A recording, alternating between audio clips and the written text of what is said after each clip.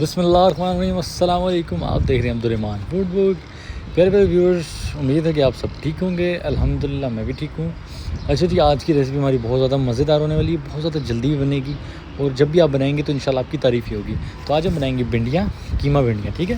تو اس کے لیے سب سے پہلے ہمیں کیا چاہیے، ہم نے ایک کڑاہی سوس پین کے اندر تیل ڈالنا ہے۔ 2 چمچ آپ نے بڑے والے جو ہانڈی والے ہوتے ہیں وہ ڈالنا ہے، یا 1 چمچ ڈالنا ہے، آپ نے بھنڈی کے حساب سے ڈالنا ہے، ٹھیک ہے۔ جب تیل ہمارا تھوڑا سا گرم ہو جائے، اس کے اندر آپ نے نمک شامل کر دینا ہے، اس کو اچھے سے مکس کر لینا۔ مکس کرنے کے بعد جو ہم نے اپنی بھنڈیاں کاٹ کے رکھی ہوئی ہیں نارمل سائز میں، مطلب ایک بھنڈی جو نارمل سائز کی بھنڈی تو اس کے 3 پیسز کیے ہوئے ہیں، جو بہت چھوٹی بھنڈی ہوگی اس کے ہم نے 2 پیسز کرنے ہیں، ٹھیک ہے۔ اس کو ہم بہت احتیاط اور دھیان سے اس کے اندر شامل کر دیں گے اور اچھے سے اس کو مکس کر لیں گے، مکس کرتے رہیں گے۔ آپ سب سے ریکویسٹ ہے کہ اگر آپ میرے چینل پر نئے ہیں تو ایسی ایزی اور مزیدار ریسیپیز کے لیے میرے چینل کو سبسکرائب کر لیں، ویڈیو کو لائک اور شیئر ضرور کر دیا کریں تاکہ دوسروں کو بھی اس سے فائدہ ہو۔ اچھا، 3 سے 4 جوے جو ہیں میں نے وہ لہسن کے کاٹ کے مطلب چھوٹے چھوٹے چاپ کر کے رکھے ہوئے تھے، وہ بھنڈیاں سوتے ہونے پر یعنی 3 سے 4 منٹ فرائی کرنے کے بعد میں نے اس کے اندر ڈال دیے، ٹھیک ہے۔ تھوڑا سا اس کو مزید فرائی کریں گے۔ اچھا، میں آپ سے معافی مانگنا چاہتا ہوں کیونکہ میرے موبائل کی جو بیٹری ہے وہ بالکل ختم ہو گئی تھی، تو میں نے بھنڈیاں تھوڑی سائڈ پہ کر کے اسی آئل کے اندر تھوڑا سا جو قیمہ ہوتا ہے چکن کا وہ شامل کر دیا تھا، ٹھیک ہے۔ تو مطلب زیادہ کچھ اسکپ نہیں ہوا، بس یہی تھا کہ بھنڈیاں میں نے سائڈ پہ کی اسی سوس پین کے اندر ہی، اور سائڈ پر ان کے جو آئل نکلا اس میں نے قیمہ شامل کر دیا، ٹھیک ہے۔ قیمہ 1 سے 2 منٹ فرائی کیا، جب وائٹ ہو گیا فل یعنی کہ کچا نہیں رہا، پھر میں نے اس کے اندر دونوں کو یعنی مکس کر دیا۔ اچھا، اب 2 عدد تقریباً نارمل سائز کی میں نے ٹماٹر لی اور اس کے اندر 2 سے 3 عدد میں نے سبز مرچیں کاٹ کے رکھی تھی، ٹھیک ہے، وہ میں اس کے اندر شامل کر دوں گا۔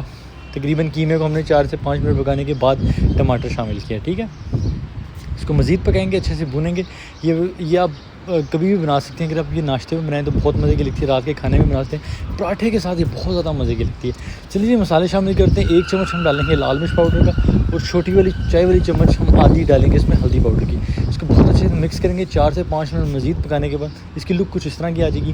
اب ہم نے اس کے اندر 2 نارمل سائز کی پیاز جو میں نے چاپ کر کے رکھی ہیں لمبی لمبی سائز میں، آپ نے اس میں چھوٹے سائز بھی ڈال سکتے ہیں لیکن بہت موٹے پیاز آپ نے نہیں رکھنے، ٹھیک ہے۔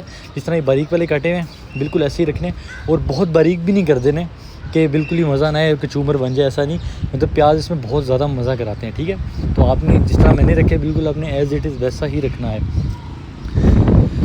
دیکھیے جی، ماشاءاللہ الحمدللہ تقریباً 10 منٹ سے میں اس کو فرائی کیا ہے، اور اب الحمدللہ ہمارا جو بھنڈیاں ہیں وہ بالکل پرفیکٹلی ریڈی ہو چکی ہیں۔ بھنڈیاں آپ اپنے بچوں کو بھی ضرور کھلایا کریں، آپ کو بھی کھلایا کریں، اس میں بہت زیادہ آئرن ہوتا ہے، کیلشیم ہوتا ہے، بہت کچھ ہوتا ہے، اللہ تعالیٰ کی نعمت ہے، اور اسی لیے اپنے بڑوں کا احترام کرتے رہا کریں، ایک دوسرے سے محبت کریں، لڑائی جھگڑوں سے گریز کیا کریں۔ میرے چینل کو سبسکرائب کر دیں، ویڈیو کو لائک اور شیئر ضرور کر دیا کریں۔ ملتے ہیں نیکسٹ ویڈیو میں، اپنا خیال رکھیے گا۔ اوکے، اللہ حافظ۔